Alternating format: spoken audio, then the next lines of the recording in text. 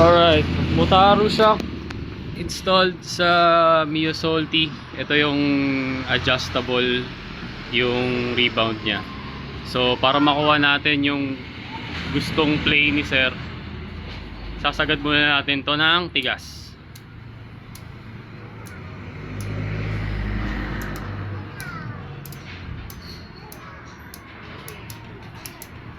So ayan, dulo na siya, nakasagad na siya ng tigas. Baba. Sir, pakiupuan. Tapos tsaka natin dahan-dahang i-adjust. Yung upuan po, sir. Sige sir, paano? Yan, so sa ngayon, dahil nakasagad siya ng tigas, halos wala siyang play. So magbabawas tayo ng 5 muna. 1, 2, 3, 4, 5. Yan, meron na siyang konting play.